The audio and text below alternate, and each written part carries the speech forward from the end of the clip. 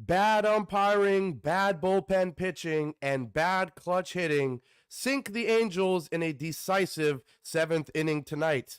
We'll talk about an 8-3 Angels loss on tonight's edition of the Locked On Angels Postcast.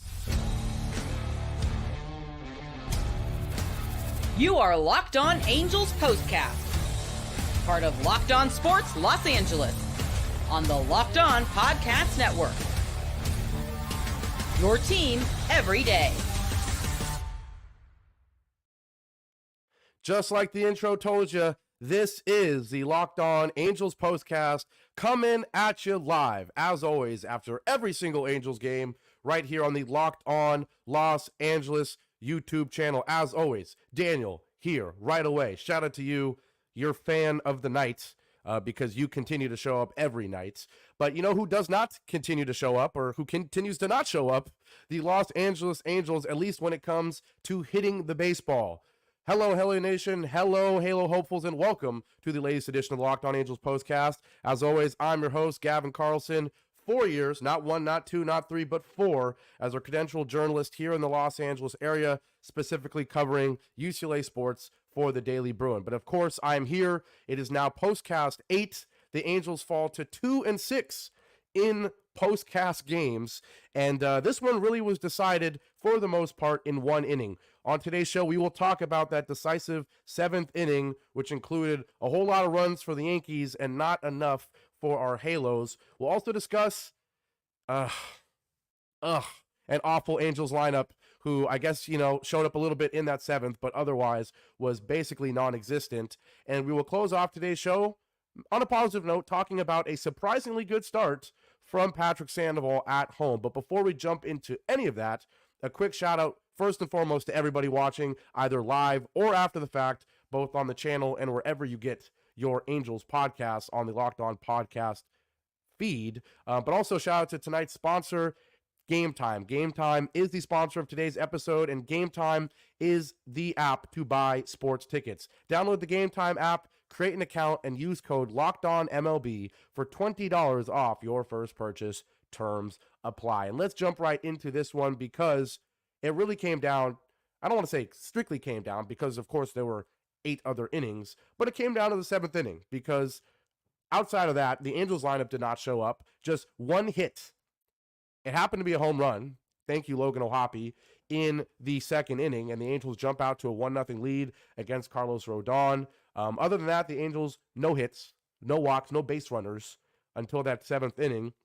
Meanwhile, the Yankees struggle once again, and obviously the Angels fall to 1-2 in this series against the Yankees. They are still yet to win a home series in 2024, but I was expecting more from the Yankees in this game and in every game, honestly, because there was never really that Bronx Bombers explosion that we were maybe expecting and that all those traveling Yankees fans were expecting. Instead, the Yankees lineup, for the most part, pretty modest until the 7th inning, because outside of an Aaron Judge home run, a 2-run shot in the 4th inning, really not much going for the Yankees against Patrick Sandoval, and shout out to him. He deserves a lot of credit. We'll talk about his start later, but let's jump right into that 7th inning, because that's when this game really heated up. And Adam Simber will, of course, be the culprit, because he was really, really bad in that 7th inning. But you know who else was the culprit? That home plate umpire. They were talking about it on the Angels broadcast, both on the radio and on TV, that he is a hitter-friendly ump. And ironically, despite that, it was kind of a pitching duel until that 7th inning, right? Just 3 runs combined. I hit my prize pick slip because I had no runs in the 1st inning. Nailed that one. We'll talk about Sandoval, because actually some really good numbers against the Yankees in his career coming into this one, and he backs it up again tonight. We'll get to that. I promise. But we jump straight to the 7th inning with the score 2-1 Yankees, and Adam Simber comes in at the top of the 7th, right at the beginning of the inning, for Patrick Sandoval. And I don't know if it was the right decision. Honestly, it felt like Ron Washington saying, hey, we did not expect Sandoval to pitch this well. He had a very solid game, really only had one brutal mistake against Aaron Judge, giving up that home run. Let's just take the win while we can, the moral victory, regardless of what the actual result is. And let's just get Sandoval out of this game and at least have him feeling good that he pitched 6 innings against the Yankees and finally pitched well at home. But he does that. He brings in Adam Simber, and mayhem, absolute chaos unfolds because he immediately walks Alex Verdugo on a crazy at-bat, 7 pitches, starts him with 3 balls, gets 3 strikes to get back into it, but then walks him on a fastball inside. Then he gives up a base hit to DJ LeMahieu on the first pitch. He goes from full count to first pitch, sinker right down the middle. LeMahieu looked like he was expecting that, and he gets a base hit. Then Gleyber Torres pops out, and you're thinking, okay, 1 out. Maybe there's a chance Simber gets out of this. He's been shaky. He had a nice outing in the previous game, getting that strikeout, looking to end the inning on DJ LeMahieu. But LeMahieu gets the base hit. He gets the pop out for Gleyber Torres. 1 out, 2 on. And then he walks Jose Trevino. And this was an infuriating at-bat because he throws a slider right down the middle for a strike. You know, that classic slider when the guy's expecting a fastball and you freeze him.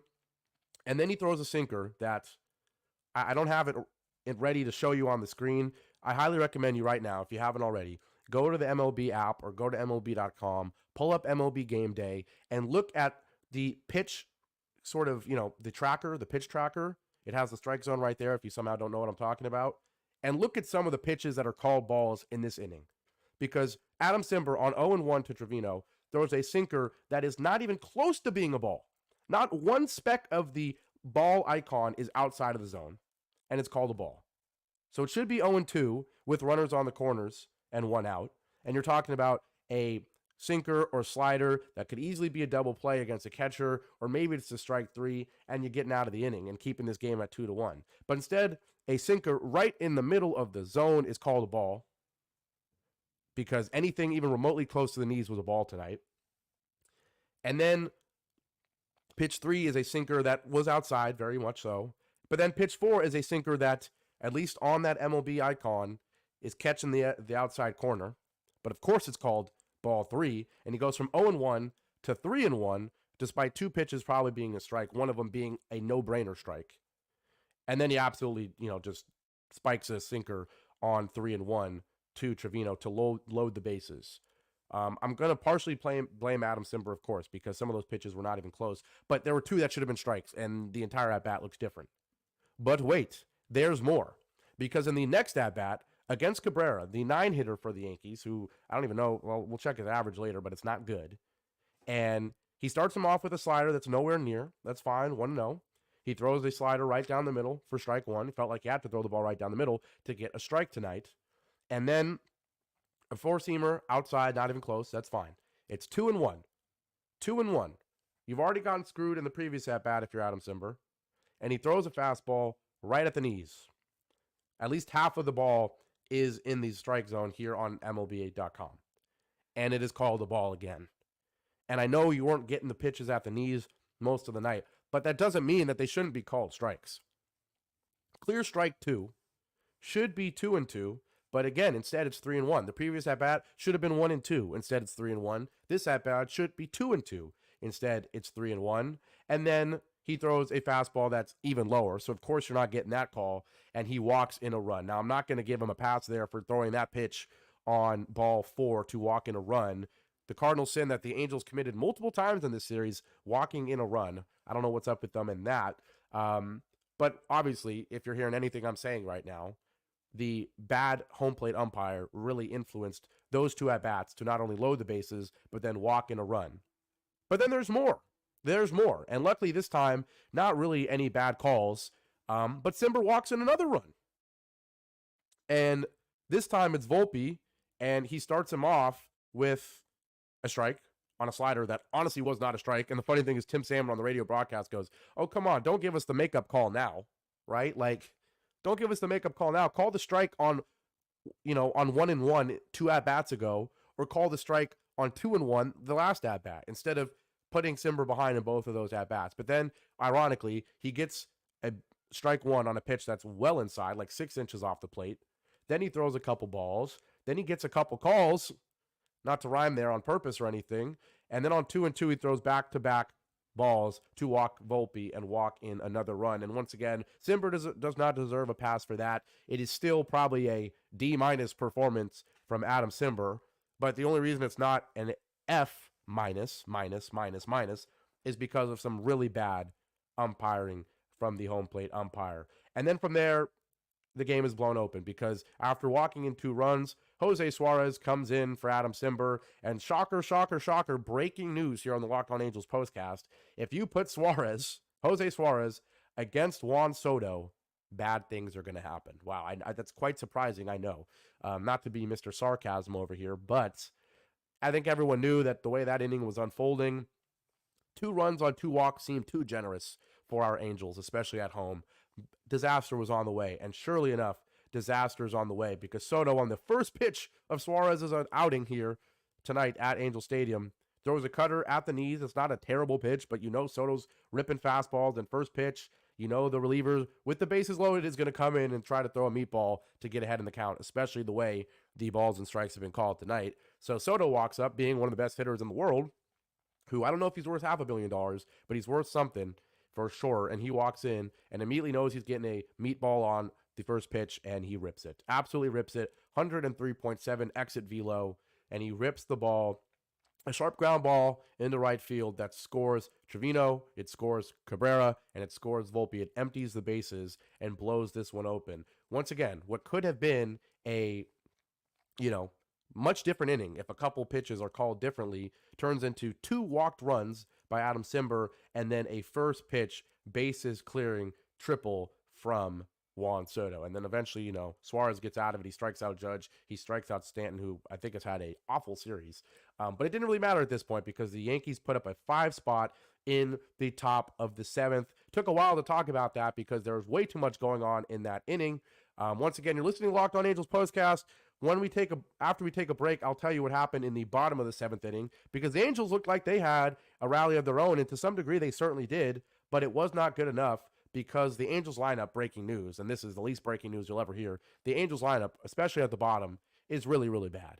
And even though a solid inning happens with 2 runs in the bottom of the 7th, it could have been a lot more. After we take our first break on tonight's Locked On Angels postcast, I'll tell you why the Angels left plenty of runs on the board. As the Angels fall short, 8-3, they fall to 1-2 in the Yankees series. Thank goodness they're on the road. You never say that about baseball teams or sporting teams in general, but you do about the Los Angeles Angels in 2024 because they can't win at home. We're going to take our first break, and when we come back, we'll talk about the bottom of the 7th inning that decided this one. We'll take a quick break. Now, once again, this episode is brought to you by Game Time. Now, look, if you're watching this podcast, it's no secret you're probably an Angels fan unless you're a really curious Yankees fan. But you're probably an Angels fan, and you're probably a sports fan in general, and you probably love going to sporting events because I know I do. And if you do, you got to use Game Time. Game Time is an authorized ticket marketplace of Major League Baseball, and it makes getting tickets faster and easier. Now, the key with Game Time is that prices on the Game Time app actually go down the closer it gets to the first pitch.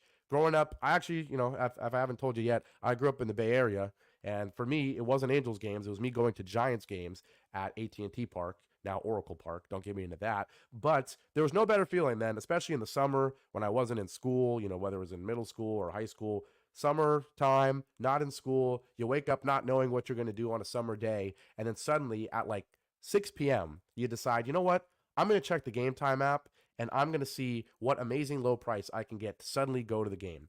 And just like that, with Game Time's last-minute deals where you can save up to 60% by buying tickets last minute, suddenly that average June day turns into a great time at the ballpark. It's not only for sporting events, it's for concerts, comedy, theater, and so much more. Not only do they have last-minute deals, they've got flash deals where if you go in the app exclusively, they've got select seats with great deals, so much more. They also show you your seat, the view from the seat right on the app, and they also guarantee you the lowest price by also showing you the actual price and not showing you, a certain price and then showing you the second price after all those dumb fees. So with all that being said, be like me growing up, take the guesswork out of buying MLB tickets and use Game Time. Download the Game Time app, create an account, and use code LOCKEDONMLB for $20 off your first purchase. Terms apply, but again, create an account and redeem the code LOCKEDONMLB for $20 off. Download Game Time today, last-minute tickets, lowest price guaranteed.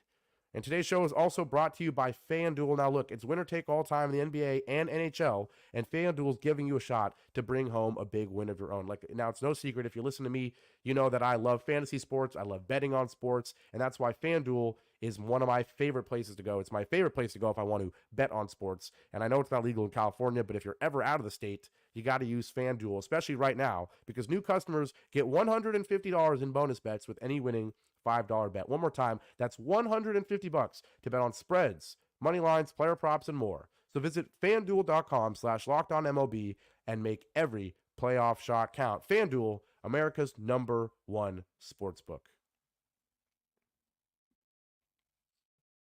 We are back here live on the Locked On Los Angeles YouTube channel. This is the Locked On Angels Postcast as the Angels fall 8-3 to the Bronx Bombers, to the New York Yankees, and all their annoying fans that made the trip to Angel Stadium as they see the Yankees take 2 out of 3 against our Angels.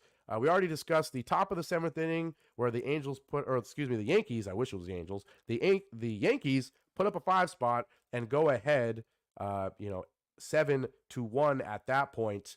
But then the Angels come up to bat, and for a second there, they trick you into thinking that they have a huge inning of their own up their sleeve in the bottom of the 7th. Coming into that 7th inning, the Angels did basically nothing.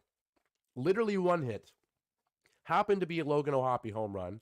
Let me tell you about that home run real quick, because there's many things to be happy about if you are an Angels fan tonight. But O'Hoppe, back-to-back days with a home run, and he absolutely crushed this one. Similar to Juan Soto's first pitch cutter that he crushed for a bases-clearing triple in that top of the 7th, O'Hoppe, first pitch swinging, gets a fastball at the letters against Rodon, who otherwise was stellar, and O'Hoppe destroys it. 108.4. That's one of the highest exit velos I've seen since we started the postcast here. 108.4 off the bat, crushes it to left field, 406 feet. He's got back-to-back games with the home run, and Logan O'Hoppe starting to heat up now. He's hitting 259. He did only have that 1 hit because the rest of the night was not much hitting for the whole Angels team, but good to see O'Hoppe, especially with the long ball, staying relatively hot. We jump back to the bottom of the 7th as Nick King here accurately says, so many chances, not enough RBIs, and he is primarily talking about the bottom of the 7th inning, because despite the Angels scoring 2 runs, they left a lot more on the board. Luis Rengifo opens up the inning with a walk. He continues to at least get on base once, and I don't know how many straight games it is that Luis Rengifo's gotten on base. I can check that later in the show, but Rengifo leads off with a walk. Then Taylor Ward singles. He continues to hit well against lefties. We know that's what he does. He takes a 2-2 changeup and he singles on a ground ball to left field.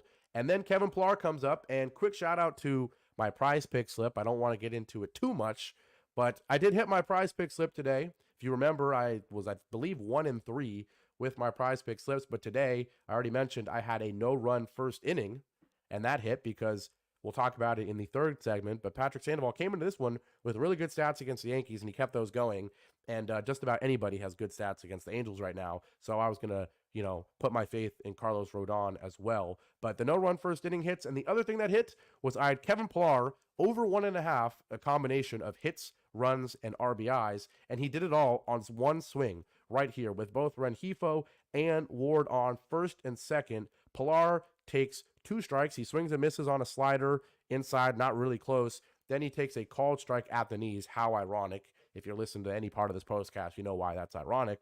But then on 0-2, he gets a slider at the same spot as the first slider in at his feet, and he somehow rips a line drive double. 92.9 exit velo off the bat, nothing insane, but he hits a liner to left field, and Rengifo scores. Taylor Ward gets to third, and my prize pick slip hits. But more importantly, because we're not here for my prize pick slip, the Angels get a run back after giving up 5 in the top of the 7th, and they cut the lead to 7-2, and there's plenty of hope left, because then Ian Hamilton comes in for Rodon, who I think it was the right time to take him out. He had a stellar first 6 innings, only giving up 1 hit. He gives up 2 there, though, and now it's time to take him out, right? So he does. And they bring in Ian Hamilton. And Ian Hamilton immediately strikes out O'Hoppe, righty on righty. And then he immediately strikes out Joe Adell because the sky is blue.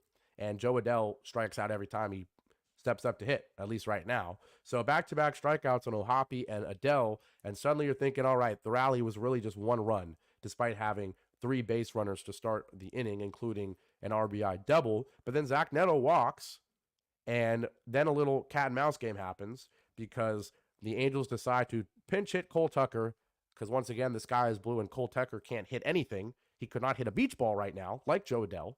So Willie Calhoun comes in for Cole Tucker, and Willie Calhoun stays hot. They ironically make a change and bring in Caleb Ferguson for Hamilton. And despite that, Calhoun still singles, a line drive just over the third baseman, and Taylor Ward scores. Pilar goes to third. Neto goes to second.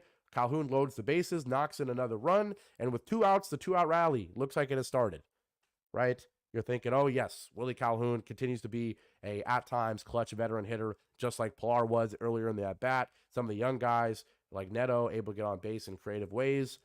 Beautiful, beautiful, beautiful. You're not expecting Kyron Paris to then walk up and hit a grand slam, but hey, maybe poke one into right field, get another run, keep things going, hopefully get some of the real hitters in this lineup up, but no. Poor Kyron Paris, and I only say poor because he's a young guy. Tim Salmon was saying it on the radio broadcast. This guy you need him to get one break so that he can, turn things around, because he is such a young guy who hopefully has some potential. Salmon was saying that when he comes up, it looks like his at-bat, like when he comes up to hit, it looks like he is overthinking things.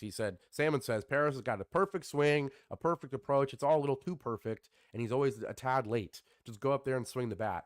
And surely enough, he comes up and he immediately swings on the first pitch on a cutter nowhere near the zone. Falls behind 0-1. Then he fouls off a fastball right down the middle, and that was the pitch. That was the pitch, to be honest. A 0-1 fastball right down the middle, and he fouls it off. He takes a cutter in the dirt, and then on 1 and 2, he grounds out. And he hit the ball well, 100.2 exit velo on that grounder, but it's right to Anthony Volpe, and the inning is over. Didn't really expect Kyron Paris to come up and do anything, to be honest, and that's just the way the Angels lineup is right now, because if you look at the Angels lineup, and this is with Mickey Moniak and his 175, bottom of the lineup is still disgusting. Joe Adele is now hitting .205 after another 0 for 4 and 2 strikeouts. I think he's struck out like 100 times in his last 10 at-bats, it feels like. He has been awful. Zach Neto is now .247 after another 0 for 3. He did have a walk. Cole Tucker, 195. Him and Moniak are battling for the most obvious pencil it in 0 for 3 or 0 for 4 of all time. And the only reason it's a pencil and not a pen is not because maybe it's 1 for 3 instead of 0 for 3. It's whether or not it's 0 for 3 or 0 for 2, and then you get pulled. That's what it was for Tucker tonight, and 0 for 2, and then it gets pulled. And then yet somehow, not Moniak, not Tucker at 175 and 195 apiece. It's Kyron Paris and his 122. Oh, that's what the Angels are dealing with. So it's not surprised that even with the bases loaded, you're not expecting any runs when 122 comes up. Paris grounds out. Once again, he hit it hard. I'm not going to be too hard on the young guy because he is a young guy who probably has no business playing baseball every night at this point in his career. But that's the Angels in 2024 for you. But long story short, Paris grounds out. The bottom of the 7th could have been so much more. As Nick said, so many chances, not enough RBIs. And that was really all she wrote. The Yankees actually picked up another run in the top of the 8th inning, but by then the game was already really over. 7-3, that felt like the Angels' chance, and they only got 2 runs out of it, leaving the bases loaded. We're going to take our last break here on the Locked On Angels Postcast. Postcast number 8, Angels 2-6, Angels 14 games under 500 at home. 21-35 overall, and we're going to try to end things as positive as you can be after an 8-3 defeat to fall to 21-35. We're going to talk about Patrick Sandoval's start and why it was pretty encouraging, why it was pretty surprising, but actually why it was continuing some trends from earlier in his career. We'll talk about that after we take our last break here on the Locked On Angels Postcast. Now, today's show is also brought to you by Prize Picks. By now, you know I love Prize Picks. I talk about it every day. I already told you about my Prize Picks slip earlier in the night. I'm a huge fan. I use it every single night before every single Angels game. And if you don't know already, spring training is well over and baseball season is well underway. So don't miss your chance to add your favorite players from the diamond in your Prize Picks entries. Whether it's strikeouts, RBIs, or first inning runs, take your pick of more or less and add them to your Prize Picks entry today. Now, if you don't know what Prize Picks is by now, it's America's #1 fantasy sports app with more than 3 million members. It's the easiest and most exciting way to get in on the action while you watch your favorite sports and players. You just pick more or less on 2 or more player stats and watch the winnings roll in. It's also playoff time in the NBA, and you can get in on the playoff action and win up to 100 times your money on Prize Picks as you and the world's best players take the game to a new level during basketball's postseason. Once again, if you want to join me and 3 million other users, download the app today, the Prize Picks app today, and use code LOCKEDONMLB for a first deposit match up to $100. Once again, use code LOCKEDONMLB for a first deposit match up to $100. Prize Picks, pick more, pick less. It's that easy. Angels fall 8-3. You're listening to the recap with me, Gavin Carlson, live on the Locked On Angels Postcast, live on the Locked On Los Angeles YouTube channel. Shout out to everybody who has tuned in live so far, particularly Daniel, our fan of the night, because he's here every night. Nick King, I've been seeing you recently. Shout out to you. You might be fan of the night next. And Anaheim Angel, who just commented, sounding healthier tonight, Gavin. If I believe correctly, I think this might be Oscar. I don't know. Maybe it's not Oscar. It looks like the same profile logo. Maybe it's not. Maybe I'm tripping. But either way, it's somebody who was listening yesterday, and I told you that I was under the weather. He says I'm sounding healthier tonight. Thank you. I'm actually still under the weather, but we're getting there. We're getting there. It's just a cold. If anything, the nose is just a little nasally, making the voice sound a little nasally, that is. But he says, so happy to see Pilar playing tonight. Yes, we talked about that yesterday, the need to get Pilar back in the lineup, and we knew it was going to happen. I said I was going to give Ron Washington an F- on the Ron's report card if he did not play Pilar tonight. But unsurprisingly, lefty on the mound, Pilar back in the cleanup spot, and now he comes through once again with an RBI double. Surprise here, or maybe just a small suggestion. Leave him in, even if it's a righty. I don't care. You don't got to bat him at cleanup against a righty. Okay, he's better against lefties. But instead of 175 Mickey Moniak, 195 Cole Tucker, or 122 Kyron Paris, just throw in Kevin Pillar, please, who's hitting 345. I don't care if it's mainly against lefties. Put him in. Even if it's at 7th or 8th in the lineup, he needs to be in the lineup. So totally agree with you there. We need to stop leaving men on base, he says. As soon as I saw Paris batting, the TV went off. And, ooh, that is cold. But honestly, clearly, that was a smart decision because the inning's over the second you see him come up. No offense to him. I'm sure he's a great guy, and I'm sure he will be better. But it's just sort of the state of the Angels in 2024 that you got a guy hitting 122 playing in the lineup most nights.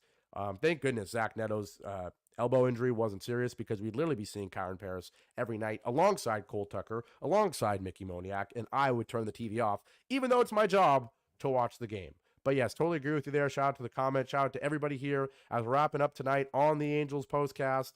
I've gone well over 30 minutes every night. We're going to try to keep it right at 30 minutes. So I'm going to quickly tell you about Patrick Sandoval and why it was an encouraging performance from him. You don't need me to tell you that for the most part based on the stat line. 6 innings pitched, just 2 hits. And I know there were 3 walks, but against this lineup, against this daunting Yankees lineup, you only give up 2 hits and you only give up 2 runs, and it came on that Aaron Judge home run. Tim Salmon predicted it. He said, hey, you struck out Aaron Judge in his first at-bat in the first inning on that sweeping curve, and then you let off the next at-bat with a sweeping curve. Now Judge is tuned up on that sweeping curve. Be careful. And instead, Sandy lobs in a sweeping curve right down the middle, and Aaron Judge crushes it to make it 2-1 all the way back earlier in the game. But once again, Sandoval, 2 hits, 2 runs, 3 walks, 7 strikeouts, and we know the fastball is not working. You don't need me to tell you that, but I will tell you some of the specific stats because if you go on Baseball Savant, and I've already told you about MLB.com, it's if you don't know what that is. Obviously you do. If you like baseball, you probably know Baseball Savant, but if you don't, go on to Baseball Savant. You can look at their pitchers coming into the game, and Patrick Sandoval in the first percentile in fastball run value, which long story short just means he's about as bad as it gets when he uses the fastball. But 81st percentile on off-speed run value, meaning throw the off-speed pitch. We know his changeup and his slider are his go-to, and he had those working tonight. The fastball was very shaky. Sure, he gave up the big home run on the slider, sweeping curve, whatever it was. But despite the fastball being poor at times, as it always is, Sandy was pretty solid tonight. He's been awful at home in his career. He still doesn't get a win at home here. I still don't think he has a win this season at home. I think he's like 6-25 now with this loss in his career at home. But 2-8 with a 5.34 ERA. An outing or two like this one in his next couple, and that ERA will drop under 5, and you can feel better about Patrick Sandoval. But hey, we'll try to leave on a positive note with that. One more thing I will say before we talk about the Angels breaking and going to Seattle is that coming into this one, if you go on about Baseball Savant once again, it'll tell you all this. But coming into this one, the Yankees were hitting 154 against Patrick Sandoval. 154. And they struggled for most of the night tonight against him. So not only was it a solid outing, but at least these are the things you want to see from a young pitcher who's struggling, who has so much potential. Do your job.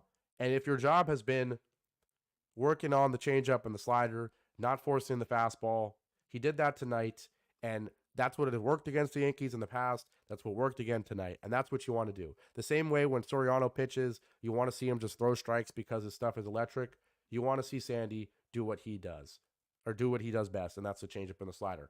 One more comment before we leave. Van Awesome says, I didn't get to catch the game, but gonna start this back when you're done to get the recap. There you go. And what a perfect way to end it. It's like Van, it's almost like he's working for me right there, because a perfect way to end the show. Exactly. If you watched it live, I love you. You're awesome. Thank you for leaving comments. But if you did not watch it live and you're watching it after the fact, I love you just as much. And please, let me know that you watched it after the fact in the comment section, all right? Leave a comment. Let me know how I'm doing. You guys have been so nice to me so far. Continue to leave those comments. Leave likes. Share these videos with your friends. Listen to it on your Spotify or Apple Podcasts if you don't feel like watching on YouTube. But just keep listening. This is Postcast 8. We're going to keep growing this thing. This is going to be the place to be after every single Angels game if you want to hear stats, breakdowns, the recap, all the emotions, all of it. Not just emotions, not just being angry, not just being upset if it's a loss, not just jumping for joy if it's a win. You're going to get that, but I'm going to bring you stats. I'm going to tell you what happened in the game, and I'm going to tell you what to look forward to. And we're going to look forward to the Angels, thank goodness, leaving Anaheim, leaving Southern California, and going on the road to Seattle. Because as we know, a 500 record at home and 14 games under 500 at home. One more comment. Roger, I don't think I've seen your name yet, so shout out to you, saying Patrick Sandoval pitched a gem. Someone should have sent a map to Adam Simber. He had no clue where the strike zone was. Absolutely, we talked about it. To be fair, though, the umpire didn't have much of a map to begin with. It's like, you ever use like Google Maps and maybe the Wi-Fi or the data's a little shaky, and like it's kind of giving you the directions, but not quite. Right? Like it's telling you where to turn, but maybe it's telling you a second late and maybe you missed the turn. That's kind of what the map was from the home plate umpire tonight, because there wasn't much of a consistent strike zone.